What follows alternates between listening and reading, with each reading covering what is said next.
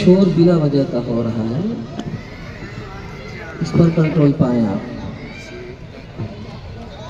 आवाज़ आ जाएगी, छोड़ दीजिए आप, आवाज़ सब सुनिए।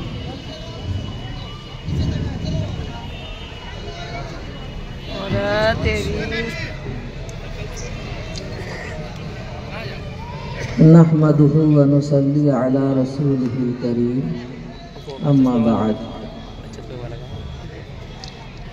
अऊज़ु बिल्लाहि मिनश शैतानिर रजीम, बिस्मिल्लाहिर रहमानिर रहीम। इन्नद-दीना इंदल्लाहिल इस्लाम वमन यब्तगि गैरल इस्लाम दीनन फलन युक़बल मिन्हु व हुवा फिल आखिरति मिनल खासिरीन। सदक़ल्लाहुल अज़ीम। हाज़रीन गिरामी क़द्र, स्टेज पर तशरीफ़ फरमा हज़रात उलमाए किराम और अइम्माए मसाजिद, जमीयत उलमा के सदूर और मजलिस अहरार के नुमाइंदगान और दीगर तमाम भी तंजीमों के ज़िम्मेदारान,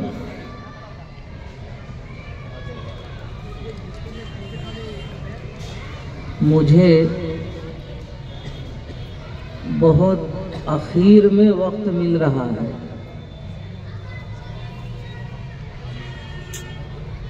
लेकिन कुछ काम की बात आपसे मुझे करनी है।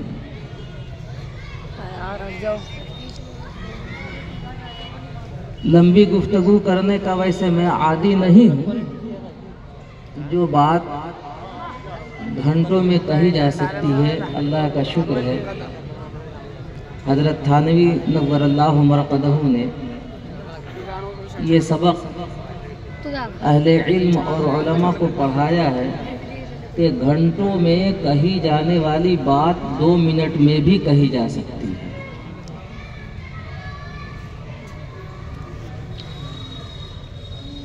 आज की इस नशिस्त में मुझे हाजिर होकर बेइंतहा मुसर्रत हो रही है, बल्कि यहाँ पंजाब में मैं समझता हूँ बरसहा बरस के बाद आप हजरात ने मुझे देखा होगा। बहुत से इसमें ऐसे नए चेहरे हैं जो मुझे जानते भी नहीं होंगे, लेकिन पुरानों में कोई ऐसा नहीं है जो न जानता हो। ये हमारे मोहतरम मखदूम गिरामी क़द्र है तो यकीनन उम्र में और सारी चीज़ों में छोटे, लेकिन अल्लाह ताला ने काम में उन्हें बड़ा बनाया है। अजीज़ गिरामी जनाब अहमद आदिल कासमी साहब को, तो उनकी खिदमात को कल शाम से देखकर आज तक जो मुझे मसर्रत हो रही है, मैं इसके लिए उन्हें मुबारकबाद देता हूँ। और उन्होंने इसरार नहीं बल्कि यहाँ हाजिर होने के लिए मुझे मजबूर किया। उन्हीं मजबूरियों में से एक बात ये भी है जो अभी आप खिलाफ मामूल देख रहे हैं। मेरी आदत इस तरह के स्टेज पर और मजमू में शिरकत की नहीं है, लेकिन उनका हुक्म है और उनकी खिदमात को देखकर जो मुझे खुशी हो रही है, तो इसकी वजह से मैं न सिर्फ ये कि अपने अंदर तकान नहीं महसूस कर रहा हूँ, बल्कि एक कुव्वत महसूस कर रहा हूँ। इन हालात में मुझे चंद लम्हों में कुछ बातें कहनी है। माइक वाले ज़रा आप इसका ईको ख़त्म करें। ये हाँ, अशार नहीं पढ़े जा रहे, मुशायरा नहीं है, नात नहीं है, आवाज़ साफ क्लियर नहीं आ रही है। ईको ख़त्म करें आप। सिर्फ आवाज़ में भनभनाहट नहीं आनी चाहिए, आवाज़ क्लियर हो। जो नात वात पढ़ते हैं उसके लिए आपने बना रखा, लगा रखा है। ये इतनी आवाज़ है मेरी, अभी इतना दम कम है कि इंशाअल्लाह आखिर तक मैं अपनी आवाज़ पहुंचा लूँगा। आवाज़ को कम करें और ईको ख़त्म करें, इसका झंझनाहट। इसमें सबसे ज़्यादा जो मुझे खुशी हुई है वो ये देखकर कि अल्हम्दुलिल्लाह तकरीबन लुधियाना और आसपास पड़ोस के शहरों की एक बड़ी तादाद अइम्मा मसाजिद की पब्लिक जो है ये ठाटे मारता हुआ समंदर बहरहाल आपके सामने है। मैंने शुरू में सोचा ये था कि कुछ ऐसी काम की बातें करूंगा जो हमारे लिए भी, आपके लिए भी और उन बहके हुए लोगों के लिए भी ज़ख़ीरे आखिरत बन जाए, जहाँ बैठना कहना सुनना दुनिया के एतबार से भी और आखिरत के एतबार से भी कामयाब हो जाए। और इसके लिए मैंने अपना टारगेट अइम्मा को ही बनाया। मजमा भी है तो अइम्मा और उलमा हज़रात से अब मैं माज़रत चाहूँगा, उनके कहने सुनने का जो वक्त था वो गुजर गया। मैं इस वक्त में बहैसियत आवाम के अपने आम मुसलमान भाइयों से कुछ कहना चाहूँगा। अइम्मा हज़रात को अगर कुछ सुनना है तो इसके लिए बाद में निज़ाम तरतीब दे लेंगे। उलमा हज़रात को शिकायत नहीं होनी चाहिए, ये गलती मेरी तरफ से नहीं है। बहरहाल स्टेज और मजलिस का है शिकायत नहीं, बस एहसास हो रहा था कि हम नहीं, अब उसका आपने वक्त ही गुजार दिया। नहीं, हम पाबंद नहीं, लेकिन मजमा पाबंद है। और बेवक्त कोई बात कही जाए तो उसका कोई हासिल नहीं होता है। मैं फिर इसका निज़ाम अभी ये तो ये सिलसिला चलता ही रहता है, फिर वक्त दूंगा आपको। इस वक्त में मुझे आवाम से एक बात कहनी है और सिर्फ एक बात कहूँगा पब्लिक से, और ज़ुबान भी मेरी पब्लिक ही की होगी। उसकी दो वजहें हैं। ये मेरी बात सिर्फ यहाँ आप नहीं सुन रहे हैं, बहुत दूर तक जाएगी और यकीनन उन लोगों तक भी जाएगी जो बहके हुए हैं, तो वो भी मेरे मुखातब हैं। तो इसलिए एक बात कहूँगा, लेकिन अपनी बात कहने से पहले कुछ आपसे सुनना भी चाहूँगा। उलमा हज़रात से मैंने माज़रत इसीलिए कर ली है कि कोई इल्मी बात नहीं आती है तो वो मुझे माजूर समझें। अगर उनके काम की बात आ जाती है तो वो भी अपने पब्लिक से, अपने आवाम से मस्जिदों में ये सवाल कर सकते हैं और उनके जहनों में ये बात बिठा सकते हैं। वो एक बात करनी है, अगर आप कहें तो मैं उसे 1 से लेके 2 मिनट के अंदर अंदर पूरी कर दूंगा, लेकिन ये बात फिर वहीं खत्म हो जाएगी, आगे कुछ कहने की जरूरत नहीं रहेगी। आपको तसल्ली नहीं होगी, इसलिए मैं उस एक बात को कहने से पहले कुछ आपसे सुनना चाहूँगा। आप लोग तैयार हैं? कुछ पूछा जाए तो आप जवाब देंगे? चलिए, आप साथ देंगे तो बहुत कम वक्त में काम की बात हो सकती है। मैंने एक सवाल किया है आपसे, सवाल करना चाहता हूँ अब कि आप में से जिन जिन लोगों ने आज फज्र की नमाज जमात से अदा की होगी, फज्र की फर्ज नमाज, जाहिर सी बात है बहुत से ऐसे भी होंगे जो नहीं पढ़े होंगे तो वो तो बेचारे नहीं जवाब देंगे, लेकिन जिन्होंने फज्र की नमाज पढ़ी होगी वो बताएं कि फज्र की नमाज फर्ज आज आपने कितनी रकात पढ़ी है। सब बताएंगे 2, बता रहे ना? किसी को शक है इस 2 में? जी भाई, पीछे आवाज पहुंच रही है नहीं? वहां हाथ उठा के बताए फज्र की नमाज कितनी पढ़ी है आज? 2 रकात पढ़ी है। इसमें किसी को शक है? नहीं। अच्छा, आपसे अगर कोई ये पूछे कि आज के डेट से 1 दिन पहले यानी गुज़श्ता कल आपने फज्र की नमाज कितनी पढ़ी थी? 2 पढ़ी थी। और उससे पहले कितनी पढ़ी थी? अगर हम पूछते हुए इस तरह से चले जाए 1450 साल पहले तक हम पूछते चले जाएं तो पता ये चलेगा कि पहले भी फज्र की फर्ज नमाज 2 रकात पढ़ी गई थी और आज भी 2 ही रकात पढ़ी गई। कोई शक है इसमें किसी को? अच्छा, मगरिब की कितनी पढ़ी थी कल आपने? 3 पढ़ी थी। देखिए वो पढ़े हैं तो जोर से बोल रहे हैं, जो नहीं पढ़े वो बोल ही नहीं पा रहे हैं। जो बोल वो भी रहे हैं लेकिन समझ रहे हैं। अच्छा, गुज़श्ता कल कितनी पढ़ी थी? 3। और उससे पहले कितनी पढ़ी थी?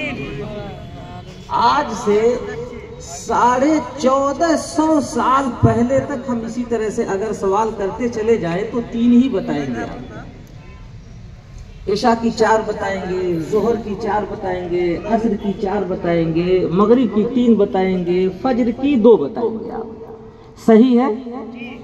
बात समझ में आ रही है? किसी को कोई शक तो नहीं है ना? ऐसा क्यों है? ऐसा क्यों है? तवज्जो देने का वक्त यही है। जो भाई मेरे दीन से बहुत ज्यादा वाकिफ नहीं है या जितना भी वाकिफ हो सभी का ये सवाल है, ऐसा क्यों है? उसका जवाब आप ये देंगे ऐसा इसलिए है कि हमारे नबी पाक मोहम्मद मुस्तफ़ा सल्लल्लाहु अलैहि वसल्लम ने खुदा से इल्म पाकर फज्र की 2 रकात पढ़ाई थी, तो आज तक हम 2 ही रकात पढ़ते चले आए हैं। और मगरिब की 3 पढ़ाई थी तो 3 ही रकात पढ़ते चले आए हैं। ईशा की 4 पढ़ाई थी तो 4 ही रकात पढ़ते चले आए हैं। ये सही है या गलत? सही है। जवाब सही है, इसमें कोई शक तो नहीं है। मेरे दोस्तों, एक मसला हल हो गया। अब दूसरा मसला हल ये करना है आपको कि ये बताइए, अगर आइंदा कल आकर कोई आपसे ये कहे कि मैं इस दुनिया का सबसे बड़ा साइंसदान हूं। ये हमारे मीडिया वाले जो भाई है ये थोड़ा सा मुझे डिस्टर्ब कर रहे हैं। आपसे गुजारिश है कि थोड़ा आप लोग या तो ठहर जाइए, अपना काम बंद कर दीजिए। आप भी सुनिए, इसलिए कि आप ही माध्यम है, आप ही जरिया है हमारी बात अगलों तक पहुंचाने का। इसमें अखबार वाले भी हो सकते हैं, उनसे भी मेरी गुजारिश है कि मेरी बात को समझें मैं क्या कहना चाह रहा हूं। अगर आपसे कोई ये कहे कि मैं दुनिया का इस वक्त में सबसे बड़ा साइंसदान बन करके आया हूं और इतना फुल पावर और इतनी ताकत मुझे मिला है कि आसमान के ऊपर मिनटों सेकंडों में 36 मरतबा आ सकता हूं, जा सकता हूं, सारी ताकतें मेरे हाथ में हैं, लेकिन आज से फज्र की नमाज 2 नहीं 3 पढ़ी जाएगी और मगरिब की 3 नहीं 2 पढ़ी जाएगी, तो आप पढ़ लेंगे? नहीं जी, नहीं पढ़ेंगे। जरा पीछे वाले आवाज लगा के बताएं, पढ़ लेंगे आप? ऐसा हो सकता है क्या? नहीं। अब ऐसा क्यों नहीं होगा? ऐसा क्यों नहीं होगा? ये एक सवाल है। पहला सवाल जब मैंने किया था कि आज तक तो आप फज्र की 2 ही पढ़ते आए हैं, मगरिब की 3 ही पढ़ते आए हैं, ईशा की 4 ही पढ़ते आए हैं। जवाब आपने ये तय किया है कि चूंकि हमारे नबी पाक मोहम्मद मुस्तफ़ा सल्लल्लाहु अलैहि वसल्लम ने हमको नमाज फज्र 2 रकात पढ़ाई थी तो 2 ही पढ़ते चले आए हैं। 2 को हम 3 नहीं कर सकते। अब कोई 2 को 3 करना चाहे, 3 को 2 करना चाहे तो नहीं कर सकते। क्यों नहीं कर सकते? क्योंकि हमारे नबी मोहम्मद सल्लल्लाहु अलैहि वसल्लम ने बताया है। बात वही है कि हमारे नबी पाक सल्लल्लाहु अलैहि वसल्लम ने हमको चूंकि फज्र की 2 पढ़ाई है, मगरिब की 3 फर्ज पढ़ाई है, 3 ही पढ़ते चले आए हैं, 2 ही पढ़ते चले आए हैं। और कयामत तक, कयामत की सुबह तो आएगी लेकिन ऐसा नहीं हो सकता है कि हमारे नबी ने जो 2 पढ़ाई है कोई ताकत आकर उसे 3 कर दे, या जो 3 पढ़ाई है कोई ताकत आकर उसे 2 कर दे। ऐसा नहीं हो सकता है। ये सही है या नहीं है? सही है जी, सही है। मेरे दोस्तों, जो बात समझानी थी मुझे लंबी, वो मैंने बहुत मुख्तसर अंदाज में कोशिश की है समझाने की, और मैं समझता हूँ कि इसमें बहुत से ऐसे लोग होंगे जो समझ चुके होंगे। मैंने इसी मुनासिबत से आयते करीमा पढ़ी है कि देखो मेरे दीनी भाइयों, कान खोल के सुन लो। अल्लाह ताला ने इस दीन का निजाम इतना मजबूत बनाया है, इतना मजबूत बनाया है। अभी आपने पूरे मजमे ने गवाही दे दी कि इस दीन के ऊपर 1450 साल गुजर चुके हैं, लेकिन दुनिया की कोई ताकत शख्सियत ऐसी नहीं आई है कि हमारे नबी ने जो 2 पढ़ाई है उसको कोई 3 कर दे, या जो 3 पढ़ाई है उसको कोई 2 कर दे। ये दीन मजबूत है या कमजोर है? जी, मजबूत है। बात मेरी आ रही है समझ में? दोहराने की जरूरत तो नहीं।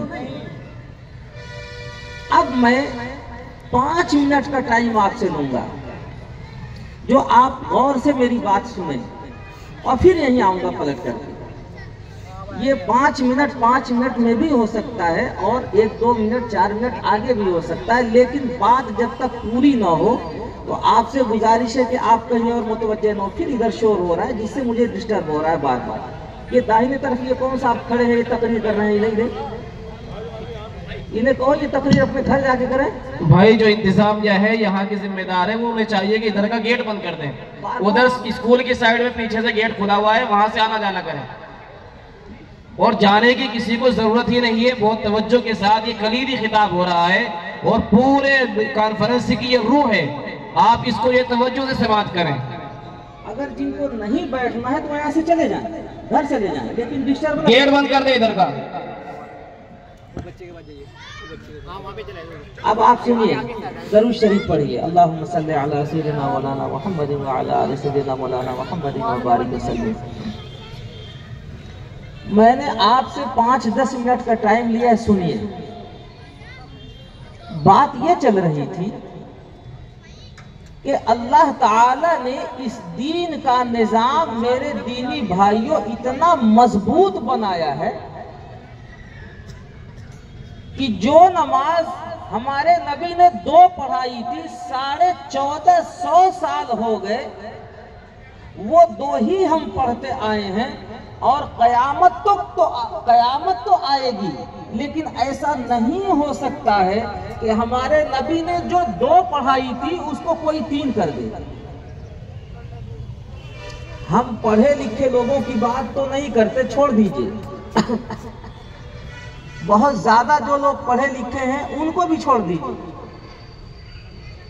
एक अनपढ़ देहाती, ठेला खींचने वाला, रिक्शा चलाने वाला, खेत में हल जोतने वाला,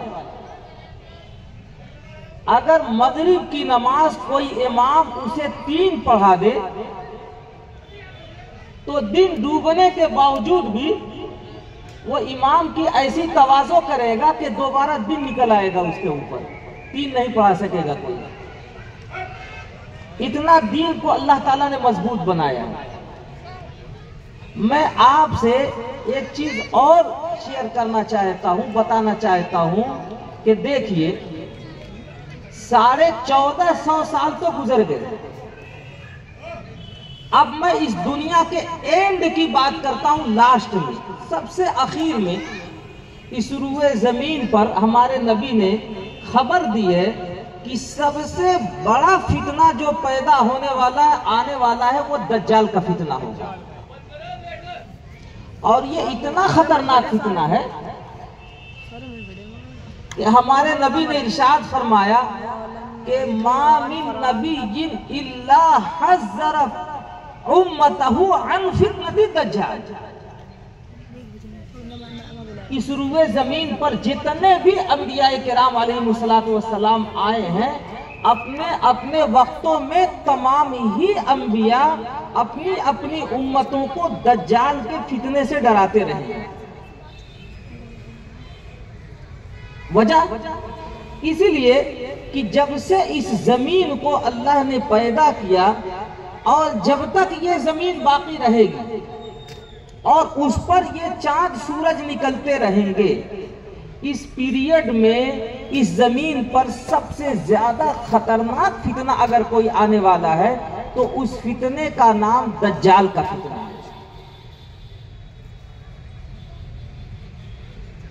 बात मेरी समझ में आ गई तो मैं आपको एक चीज मिसाल के तौर पर समझाऊं। जब दज्जाल आएगा तो उसको अल्लाह ताला की तरफ से बहुत कुछ ताकतें मिलेंगी, इतनी ताकत मिलेगी।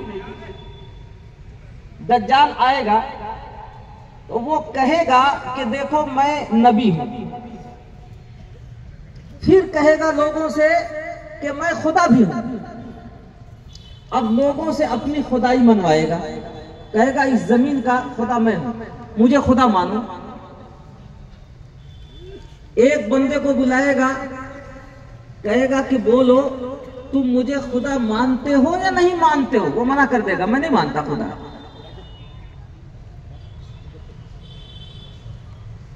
फिर कहेगा कि अगर ये बताओ कि तुम्हारे माँ बाप को मैं जिंदा कर दूं और वो आकर के गवाही दे कि मैं खुदा हूं, तो अब मानोगे या नहीं मानोगे? हमारे सिख भाई वो भी तौहीद में हमारे साथ हैं, वो भी इस चीज को समझे, वो भी खुदा को एक ही मानते हैं। दज्जाल आके ये कहेगा कि अगर तुम्हारे माँ बाप को जिंदा कर दूं, वो कहें अब मानोगे नहीं मानोगे? ये कहते ही कहते दज्जाल ऑर्डर देगा, फयतमस्सलहु शैतानान मिन सूरति अबीही व उम्मिही।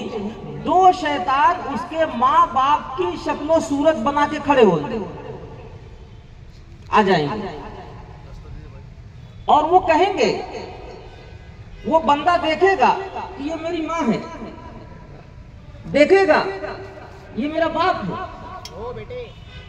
वो कहेंगे कि बेटे ये जो खुदा होने की बात कर रहे हैं मान लो इनकी बात, मान लो इनकी बात। लेकिन वो ईमान वाला बंदा इतना पुख्ता ईमान का होगा, उसकी बात मानेगा नहीं।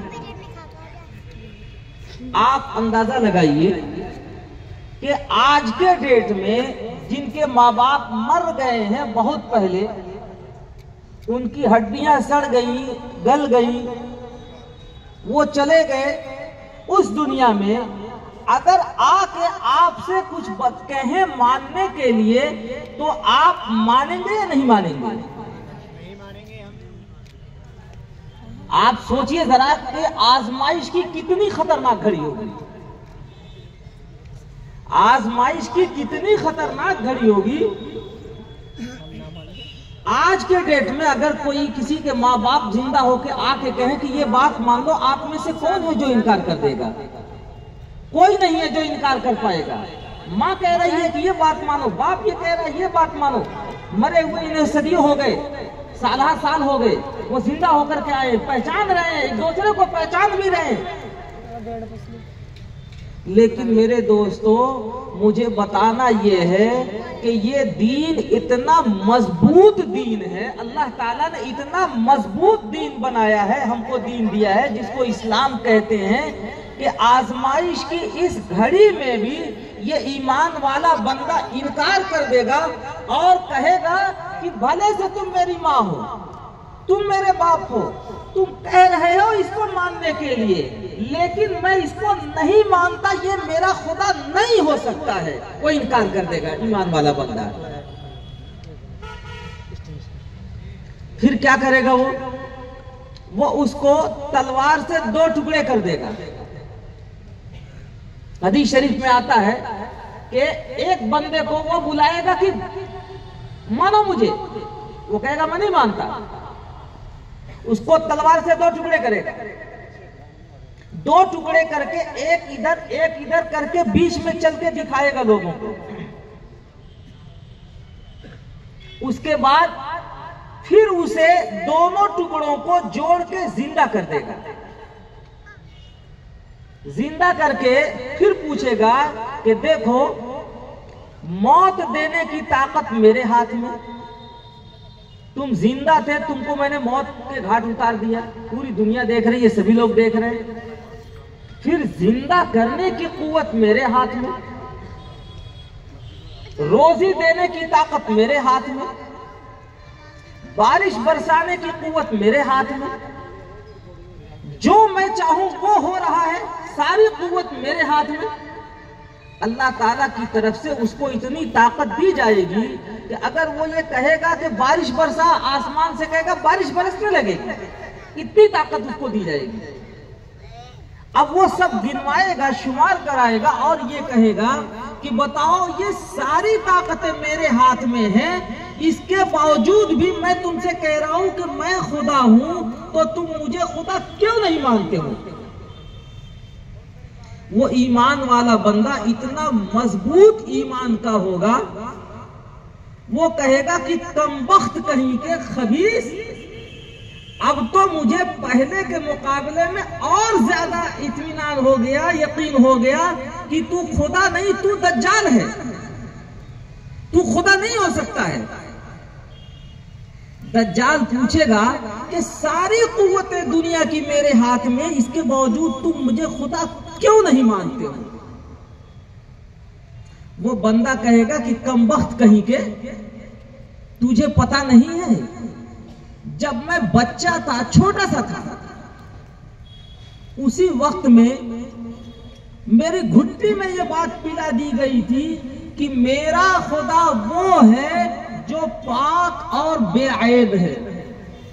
मेरा खुदा वो है जो पाक और बेऐब है, उसका कोई सानी नहीं, उसका कोई मिसाल नहीं, ला मसील लहू वला मिसाल लहू। और तुम्हारी एक आंख तो कानी है, दज्जाल की एक आंख कानी होगी, एक आंख का काना होगा, भेंगा। वो बंदा कहेगा तुम्हारी एक आंख कानी है, तुम अपने चेहरे के ऐब को तो दूर नहीं कर सकते हो, तुम मेरा खुदा कैसे हो सकते हो? उसका जवाब पेटेंट होगा। मजबूत जवाब है कि नहीं मेरे दीनी भाइयों, बताओ जी? मेरा खुदा वो है जो पाक और बेऐब है, और जिसके चेहरे में ऐब हो, भले से आसमान से कहने से, आसमान से बारिश नाजिल हो जाए उसके कहने से, भले से किसी को वो जिंदा करके दिखा दे, किसी को मुर्दा करके दिखा दे, भले से रोजी उसके हाथ में हो, ये चांद सूरज उसके इशारे पे चल रहे हो, लेकिन जिसके आंख में ऐब है, चेहरे में ऐब है, ऐबदार आदमी भी खुदा हो सकता है क्या? बताओ, नहीं हो सकता है। क्यों? खुदा को मैंने उसे माना है खुदा कि जो पाक और बेऐब है।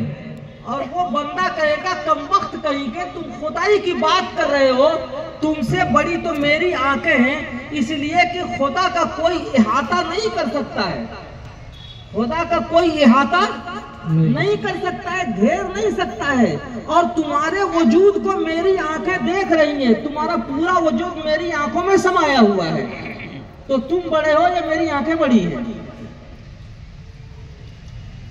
नहीं समझे आप जी? ये आसमान कितना बड़ा है, बहुत बड़ा है। ये जमीन कितनी बड़ी है, ये पहाड़ कितने बड़े हैं, लेकिन अल्लाह ने आपको जो आंख दी है, आंखों के अंदर ये पूरा पहाड़, पूरी जमीन, पूरा आसमान है कि नहीं? जहां तक बिनाई आपकी जा रही है, तो ये बड़े हैं या आपकी आंखें बड़ी हैं? आंखें बड़ी। तो वो बंदा कहेगा कि तुम तो मेरी आंखों के इहाते में आ गए हो, तो तुम मेरा खुदा कैसे हो सकते हो? ये दोनों जवाब पेटेंट हैं कि नहीं पेटेंट हैं? जी बेशक। बात मेरी समझ में आ गई। अब मैं अपने उसी मौजू पर आता हूँ। मैंने आपको यहाँ छोड़ा था, अभी आपने ये बताया कि मेरे नबी पाक सल्लल्लाहु अलैहि वसल्लम ने जो फर्ज की 2 रकात पढ़ा दी है, दुनिया की कोई ताकत आके 3 नहीं कर सकती। जो 3 पढ़ा दी है, दुनिया की कोई ताकत आके उसे 2 नहीं कर सकती। अभी मैंने एक मिसाल देके आपको ये समझा दिया कि ये दुनिया जब खत्म होने लगेगी, दज्जाल आएगा, ये दीन उस जमाने में भी इतना मजबूत होगा कि दज्जाल आकर के जलील और रुसवा होकर के वहां से भाग खड़ा होगा, लेकिन ईमान वाले बंदे का ईमान नहीं छीन सकेगा। ये दीन इतना मजबूत है। बेशक बेशक। मुझे यही समझाना था, सिर्फ ये एक बात समझानी थी आपको। आपके समझ में एक प्रैक्टिकली मिसाल से ये बात आ गई कि ये दीन कमजोर नहीं है, दीन बहुत मजबूत है। और एक आखिर जमाने की मैंने मिसाल दी कि ये दीन कमजोर कयामत तक नहीं हो सकता है। दज्जाल आएगा, वो चला जाएगा, लेकिन हमारे ईमान वाले बंदों से ईमान को छीनना चाहे तो वो कामयाब नहीं हो सकता, नहीं हो सकता है। ये बात आई समझ में आपके? जी। या फिर मैं दोहराऊं? अगर आ गई तो मेरे दीनी भाइयों, जो बात मुझे कहनी थी, मैं समझता हूं कि उसके कहने के बहुत करीब आ गया हूं मैं।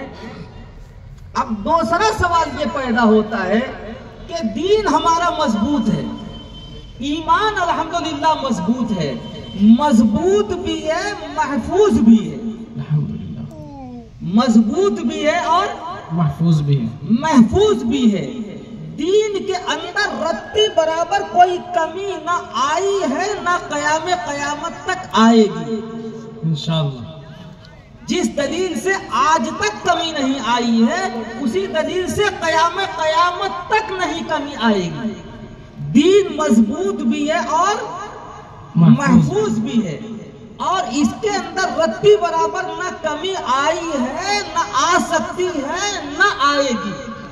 ये बताओ, जब दीन मुकम्मल मौजूद है तो किसी काने कोतरे नबी की जरूरत है क्या आपको? नहीं, बिल्कुल नहीं है?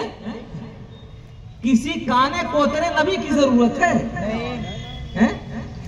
ये कादियान वाले लोग जिसको नबी मनवाते हैं, जिसको महदी मनवाते हैं, जिसको मसीह मनवाते हैं, जिसको मुजद्दिद मनवाते हैं, जिसको ना मालूम क्या क्या मनवाते हैं, मैं उनसे ये कहा करता हूं, अल्लाह के बंदो, अल्लाह ने अकल दी है तो जरा सोचो तो सही। जिस दीन को अल्लाह ने दिया है वो इतना मजबूत है कि न पहले कभी इसमें आई है, न आज कोई कमी आ सकी है, और कयामत तक कोई इसके अंदर कमी नहीं आ सकती है। तो तुम जिसको मनवाना चाह रहे हो, उस पेवंद को, इस टाट के पेवंद को लगाने की जरूरत क्या है? उसका हाल ये था मिर्जा गुलाम अहमद कादियानी का कि लाहौर की मार्केट में, मिसाल के जरिए से समझाया गया है, लाहौर की मार्केट में जा रहा था, एक तरफ से चलते चलते चलते चलते बहुत दूर तक चला गया।